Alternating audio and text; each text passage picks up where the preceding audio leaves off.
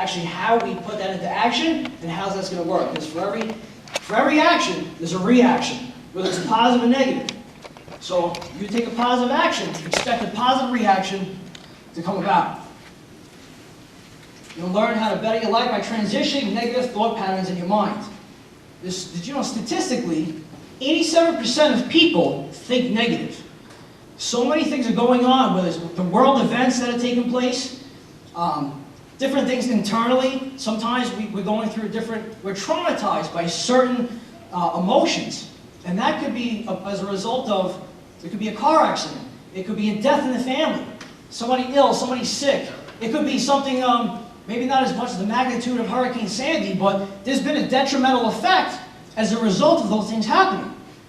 People losing their homes, losing their cars, losing just themselves. Because it's not about materialistic objects. It's not about material things.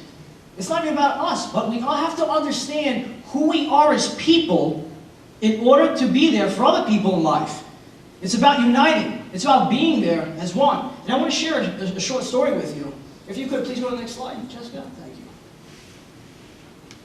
Who am I? Joseph Mercado. I'm an author and a speaker.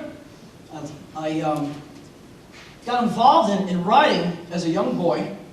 I was about 11 years old.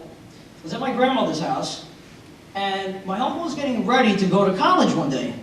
And I used to like to run up in his room and check out all his comic books and read his stuff, and I noticed that on his bed was an Anthony Robbins book. So I decided, let me put the comic book down and let me check this out for a second to see what it has to offer. And what it was is, I started opening up the pages. You know, you just open up the book and you just turn to the middle and just something pops out. You're like, you know what, I can relate to that. There's something in here that can relate to my life. Let me continue reading. So, ever since that day, I got so intrigued, I borrowed the book, took it home, studied it, and picked up a dictionary and a thesaurus, and just started going through and started educating myself. Because sometimes we don't always have these failures. Sometimes our failures are used as stepping stones to success. And throughout every failure is really an experience to become more educated so we can bring ourselves to another level in our lives of betterness, better behavior, become more disciplined, become more engaged in what we need to do to become better people in life. Why are you here? Everybody's here for a reason, as it says on the slide. You know, we're here for a purpose. We all have a primary objective. Everybody has a why. Why are you here? You know, I remember going down and living in North Carolina about a year and a half ago, and there was a company called ACN. And I sat down with this gentleman, and I was going for a public speaking position, and he said, why are you here? What is your purpose? Why do you want this opportunity? What makes you different than anybody else? I said, you know why I'm here? I'm here because I want to make a difference, not only for other people, but I want to be able to do for my parents what they've done for me my whole life, so I can give back in return. Because sometimes we go through things and we just need to give back. You know, you can't walk around in life with a catch has been on one hand and the other hand open. The reason is because, you know, that will reflect back to self. So it's a give and take method. Okay? Personal journey story, like I said. You know, so picking up that book really did change my life. Maybe I wouldn't be standing here talking to everybody today as a result of that moment.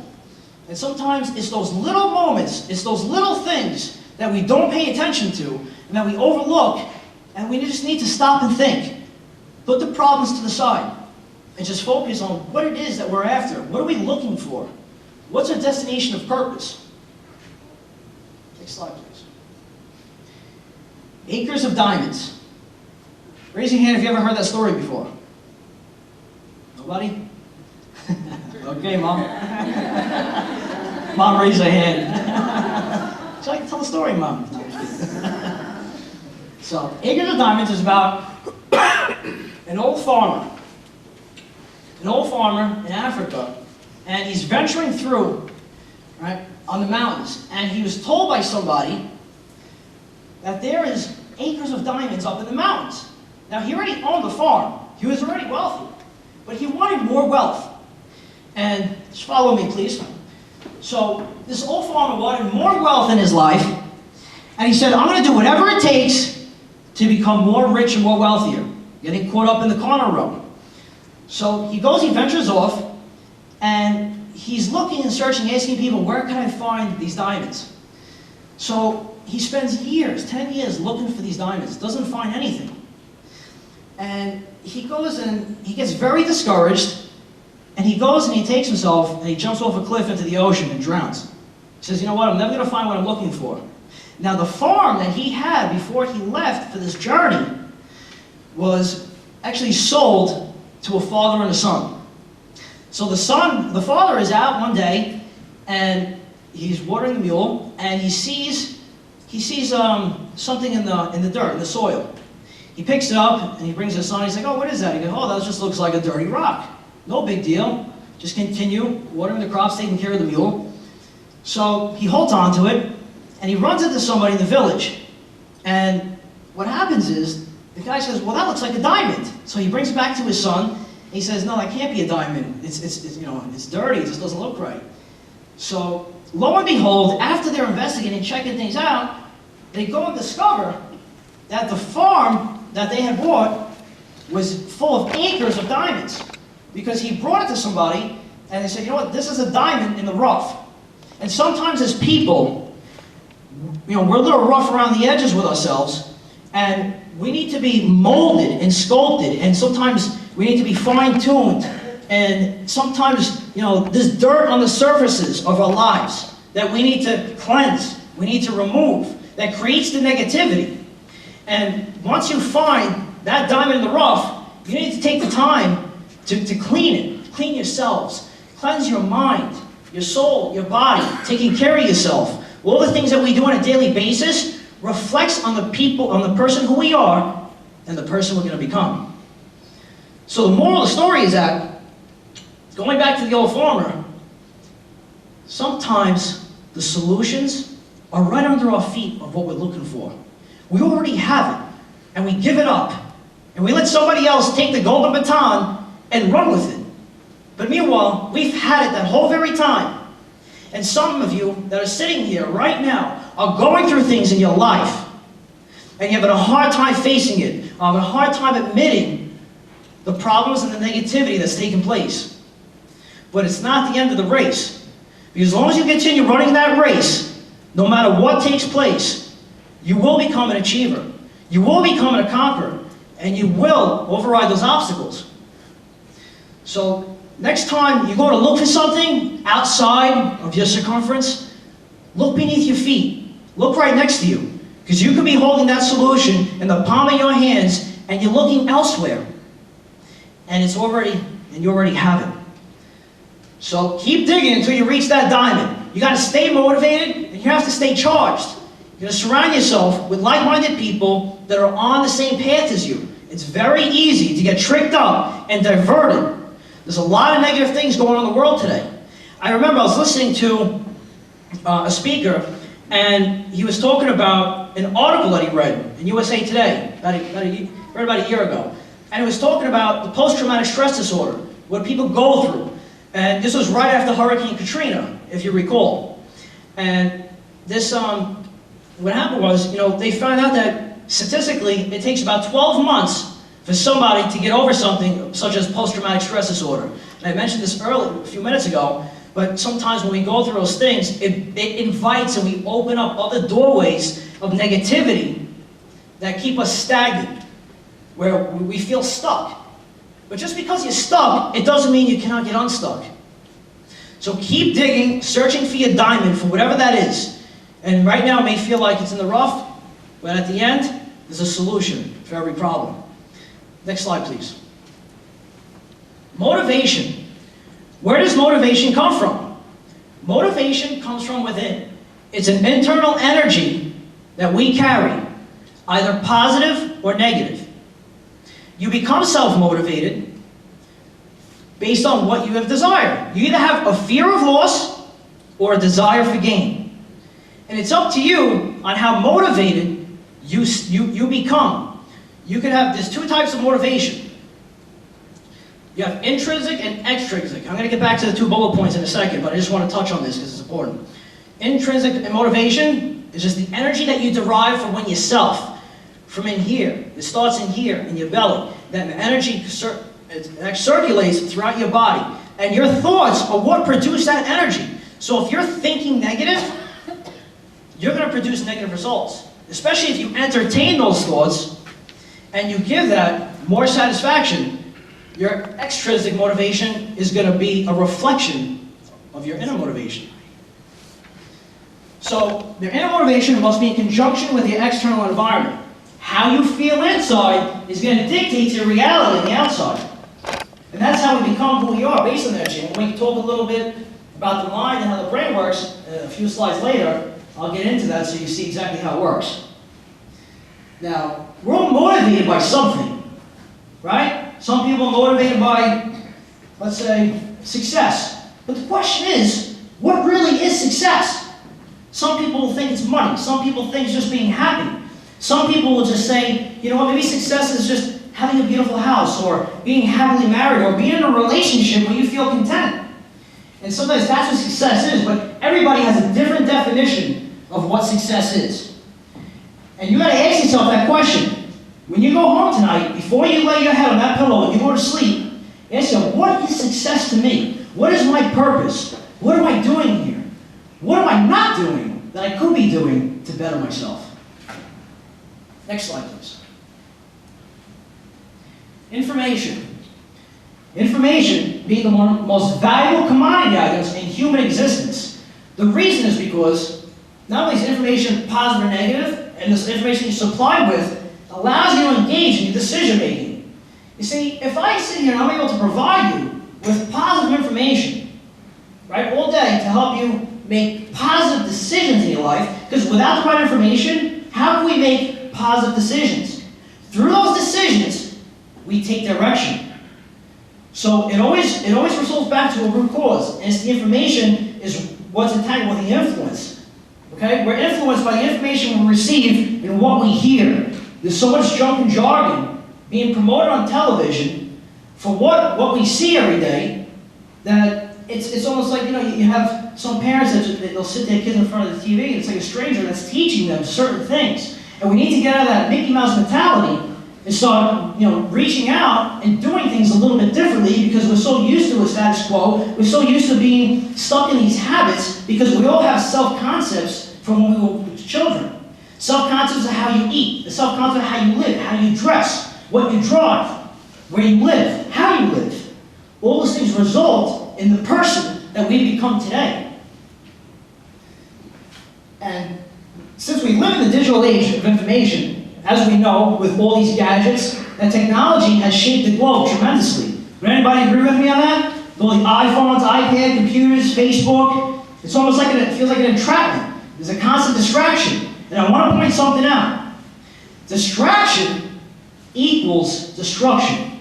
Because if you're distracted by negativity and the influence that you allow to enter into your mind, that could destruct what you're set up and destined to do for your life. So, we need to, as people, although I know we're fueled by information and knowledge, sometimes, you know, you may hear that saying, knowledge is power. It's wrong. Not applied knowledge is power. Because if you don't apply what you know, what good is the information? It means nothing. I can sit here all day and say how good it is to better ourselves, but if I'm not taking action, if nobody else is taking action, it means nothing. So, there's a little quote on the bottom I'd like to read to you. It's not about how much information you have, it's about what you do with the information you're given, as long as it reflects positive success. And if there's any in-between point that reflects something negative, that's your opportunity to make it positive, make it right, and carry forward, march on. Because many of us are going through certain trials and tribulations, and we feel like we're on the battlefield of influence. We're sitting there, going through life, dodging bullets back and forth, and we're ducking and weaving. And we're like, what's going on? Why do I feel like this? Why are all these bad things happening? What is it that, what am I not doing? So you're on that battlefield, and you're walking around tiptoeing, right? And all these landmines are going and exploding right behind you. And you say to yourself, you know, I still have another breath at life. I still have another chance. Some of you, if some people were looking at past, they would have think you would have went down with it. But no, there was something more stronger than you falling. There was that hand that reached out and pulled you up to help you to get to the place where you are today. Some of us are more friends that have died, that passed away. I know my best friend, who I love dearly, had passed away in a car accident back in 1998. And, I miss him to death. And, I stand here today boldly, with him, and I understand that there are other people who have experienced that as well. And my purpose for being here is to help educate and to love one another. Because each of you have a unique talent and gift that you have not exploited yet. And it's just sitting there, marinating, waiting to be tapped into. You need to tap into that gift. Now is the time. If you come with me for 1 second and read this, attention. Get out of your comfort zone, because right now is the time not to be comfortable, not to stay stagnant. Why? What has it done? What is that being comfortable in certain positions and not allowing ourselves to be free from what we're really meant to be? Next slide, please. The Success Traveler. I'll tell you a little story. Anybody get that story, Success Traveler? Mom, don't raise your hand. Anybody? All right. How are we doing there, Jessica? All right. So, here we have a man walking down a road. Could be any road. Use your imagination. That's what it's for. And he's got a boulder on one shoulder, a knapsack full of bricks, a bundle of sticks wrapped around each leg. He's balancing a pumpkin on his head. Don't ask me where he got the pumpkin from, I have no idea. So he's walking along, and, when you have so much, that kind of weight on you, it's not like you just, all right, I'm walking down the road, I'm getting to my destination. It's one of those where, you take little steps because there's so much weight on the back that you're carrying things. And, you take a little trotted steps. But how many know you gotta be hot before you trot? And this guy is going on a journey right now. So he comes up to this old woman on the side of the road. And she says, "Hey, Sonny, why do you have that boulder on your shoulder?" He goes, "It's a very good question. I didn't realize that until you pointed it out." He goes, "Well, do you really need it there?" And she goes, "You know what? I don't." So he takes the boulder off her shoulder and places it on the ground next to her. She says, "Have a good day, Sonny." He continues marching on. Lo and behold, he comes up to an old man on the left side of the road. The old man says to him, "So, mister, I notice you have a knapsack full of bricks there on your back. It looks like you're struggling. You have a little hard time." He says, "Yeah, but again, I didn't notice it until you pointed that out to me." He said, "What's the purpose of the knapsack full of bricks?" So he goes, "There is no purpose. I guess I don't need it. Let me take that off, put it up to the side of the road, and carry on." He's walking down the road, singing a tune, and he comes up and he sees a little girl to the right. And this little girl looks up at him and she goes, "Excuse me, mister, but I noticed you have a bundle of sticks wrapped around each leg. What's the purpose for that?" "I have no idea. I didn't even know that until you pointed it out." So he goes, "Thank you for making me aware of that. I'm going somewhere with this, so follow me, please." So as he continues, he tells her, he's like, "I don't need these." He removes the bundle of sticks from each leg, and he leaves them on the side of the road, and he continues his journey. So he's almost at his destination, and he gets to a point where he comes up to a little boy on the left side of the road. And the little boy says to him, "Sir, I notice you're balancing a pumpkin on your head. It's not even Halloween. It's the middle of summer. What are you doing?" So he goes, "I didn't even know it was up there until you pointed that out too." So he goes, "Well, if you don't need it, why don't you take it off?" So he goes, "Thank you. I'll do that." He takes the pumpkin off his head, puts it on the side, continues to his destination. And what's the moral of the story? Sometimes we're walking around in life, we're carrying burdens, we're carrying problems, we're carrying excess weight that's unnecessary, that we don't need. And it takes another person, either knows us or doesn't know us, to make us aware of what we're not aware of. So at that point, he feels so much lighter. He can walk, he can breathe. He doesn't have all this weight on his back and stress strangling him and choking him from behind. So sometimes it's other people in our lives that will bring out things within us to help us recognize what we're battling, what we're going through. What is it that we need to fix? And it's unnecessary weight that's keeping us from getting us to our next destination of purpose. The road to success is always, I repeat, always under construction.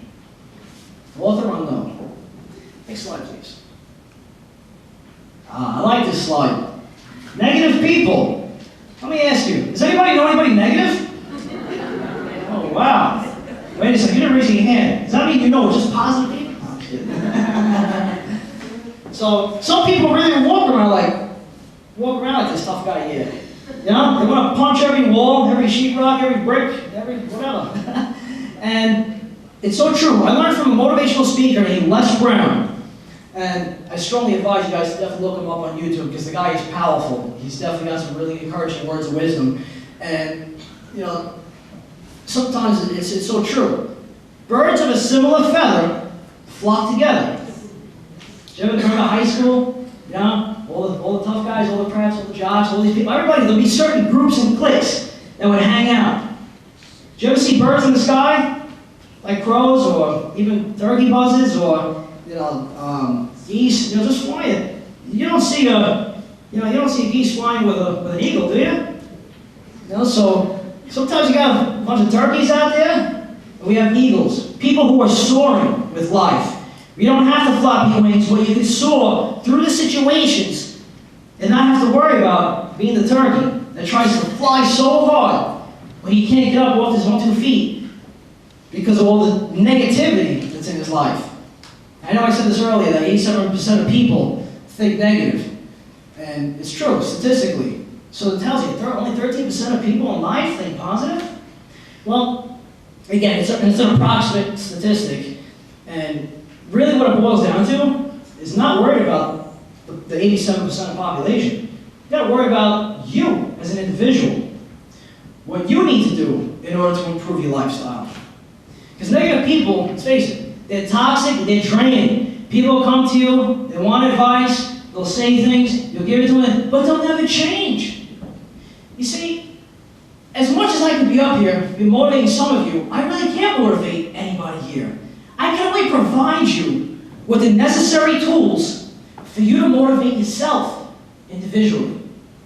And that's what it's about. Providing the right tools from the mind. Picture the tip of my tongue is the bristles of a fine paintbrush dipping into a bucket of words, painting an image of reality based on an angle of perception through positive influence onto the canvas of each mind. How's everybody doing so far?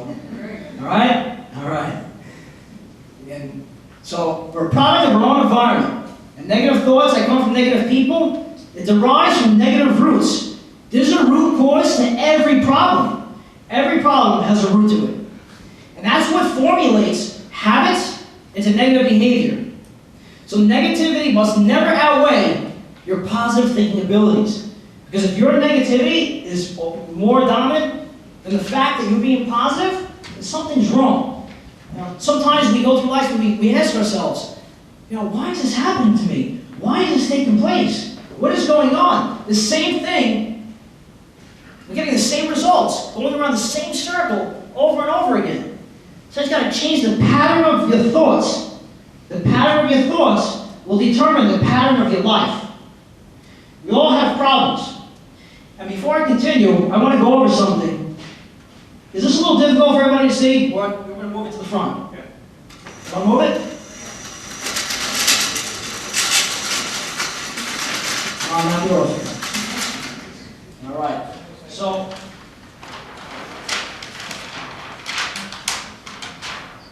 now, as I mentioned before, each and every one of us have problems and that we're going through things. Here's the key. I want to break something down for you because it's very important. Problems are going to continue till it's our time, till the day we go. That's not going to change. But as I'm going to get into a little while, what you've seen on the flyer, that the 90-10 principle, life is going to be full of problems. 90% is how you deal with the problem. The 10% is the actual problem itself. So it's important that each of you, can everybody say? Okay. You need to become the professional within your problem. The professional what? The professional to devise probable solutions. Okay? See, one thing I like that is very important that I've learned is that I want to share with you is how to break things down, how to strip words. Sometimes it's a negative word, but inside that negative word, if you unscramble it, you'll find something positive. So if you're the professional within your problem, you're going to overcome certain obstacles, because if you stay inside an obstacle, this is what happens. Let me circle this. I'm going to circle these letters. Tina, what does that spell when I just circled there? Cycle. Stale. Stale. I know, excuse my handwriting. My circles. So it becomes stale. So every obstacle, if we don't do something about it, it'll create us to become stale and stagnant. So we got to become the professional to remove that staleness so we can face our challenges. Inside the arrangement of 9 letters of the word challenge, it's actually 10 letters, I guess, but if you take challenge, it's 9 letters, you get the word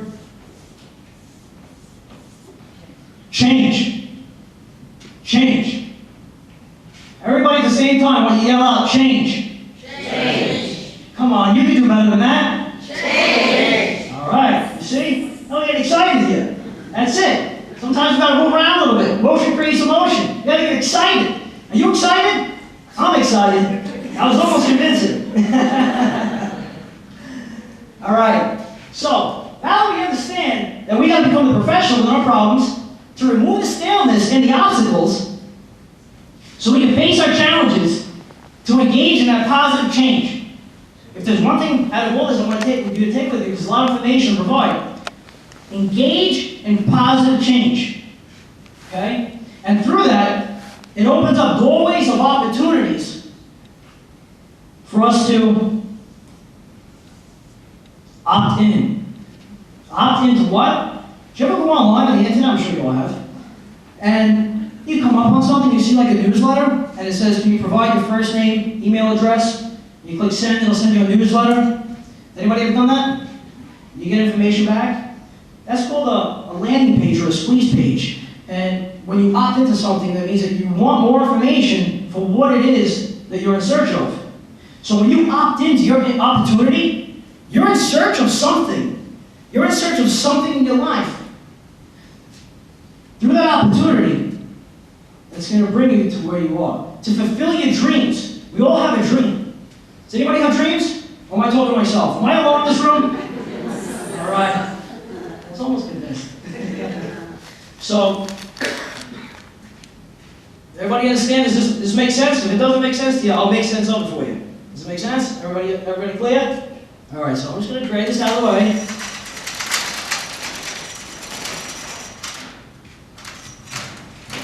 Back to the lovely presentation. All right.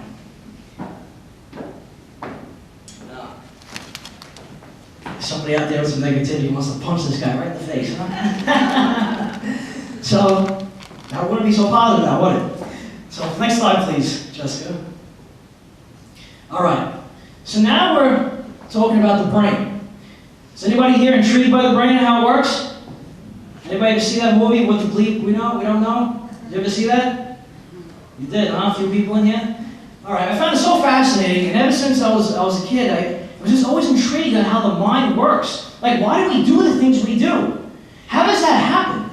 Like, what is it that makes us feel, the emotional connections that we have? Let's get some water. Excuse me, I feel a little parched. Thank you.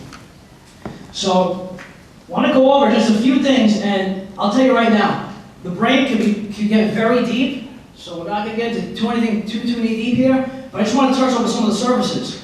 Your brain is split in half, okay, by 2 hemispheres, the right hemisphere and the left hemisphere. The right hemisphere is for holistic thinking, to help for healing, for creativity, Your left hemisphere is for linear thinking and for logical reasoning. And one thing that's important I want to go over is the hypothalamus. Now, actually, I want to just let everybody know, on the paperwork that you have, my email address is in the back. And if you like, you shoot me. If you want more information, I have a breakdown, a diagram of definitions of each section of the brain here. So if you're interested in that, I'll be more than happy to send it to you. Okay? So inside your brain, I want you to picture this thing called a hypothalamus, is what it's called. The hypothalamus is like a little factory. It's a manufacturing plant that produces what are called neuropeptides. They're protein lipids, these little protein amino acids. There's 22 amino acids inside the hypothalamus that help you produce these chemicals. These chemicals of emotion is what gives us the emotions that we have. And these chemicals also formulate your identity as a person. So what you have here is, inside that, just picture like you have all these, those proteins that go down to like a chute inside the brain, like a little chute, a drop chute, and it drops down and it becomes like here. Hold on one second. Let me show you. What you have here is a little spot, right? And these protein levels are going down this chute, and they're dropping into the bottom where these cells hang out. And what they're doing is they're locking in. And when they lock in these proteins inside these cells, you're creating these chain of reactions that are creating the emotions that you experience. And that's why we feel the things that we feel when we do. And you say, well, how do I prevent that from happening? How do I change that chemistry so my behavior can transition from negative to positive? And that's a very good question, because we're actually going to go over that in a couple slides. But let me just go through this a little bit. And inside your mind, in the brain, the hypothalamus is surrounded by all these neural nets. These neural nets are these transfer data flow through the pipelines, just like a computer. A computer has a little CPU chip, it stands for the central processing unit, and that's how information travels inside the mind.